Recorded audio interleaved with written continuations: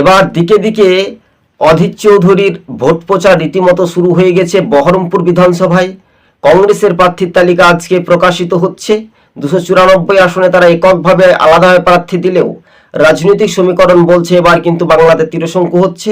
তাই বহরমপুরবাসী আর করবে না ভুল, আর কোনো ভুল নয়। এবার অধীর চৌধুরীর হাত চিহ্নে ভোট দিয়ে বিপুল একটা আহ্বান জানাচ্ছে।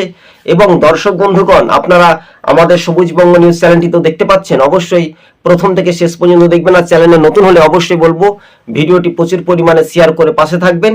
তাহলে রাজনৈতিক মহলে একটা দক্ষতা বা ক্ষমতা শক্তি প্রয়োগ কিন্তু বহরমপুরে প্রবীণ বৃদ্ধ থেকে বৃদ্ধা প্রত্যেকে একটা সার্ভে রিপোর্ট করে আমরা দেখতে পাচ্ছি বিভিন্ন সংবাদ মাধ্যমের সহকর্মীরা যাচ্ছে। এবং বহরমপুরে কতটা সার্বিক উন্নয়ন হয়েছে তা কিন্তু অধীরের জন্যই হয়েছে। তাই অধীর চৌধুরী এবার ভোটে তিনি নির্বাচিত হতে চলেছেন, শুধু সময়ের অপেক্ষা। 2026-এর বিধানসভা ভোটে কংগ্রেস তারা 25 থেকে 28 আসনে এগিয়ে থাকছে বা জয় নিশ্চিত। আর সেই তাদের সমর্থন, কংগ্রেসের সমর্থন না হলে তৃণমূল তো সরকার গঠন করতে পারবে না, ব্যর্থতা হবে। এই নিয়ে সমীক্ষাতে উঠে আসায় একটা রাজনৈতিক চিত্রটা সমীকরণ একটা পাল্টে যাচ্ছে বা বদলে যাচ্ছে। তৃণমূল বুঝতে পারছে তৃণমূলের দিয়ে আর কোনো খেলা হবে না। তাই তৃণমূলের মহিমা কান্না থেকে কি সরাসরি গোপাল ভাড়রা কি ভোটে জিততে পারবে? না, নাড়ুগোপাল মুখার্জি ভোটে হারবে। আপনি লিখে রাখুন, তার ওয়ার্ড থেকে 4000 ভোটের ব্যবধানে পিছিয়ে থাকবে। তার ওয়ার্ডে, নিজের ওয়ার্ডে লিড দিতে পারবে না।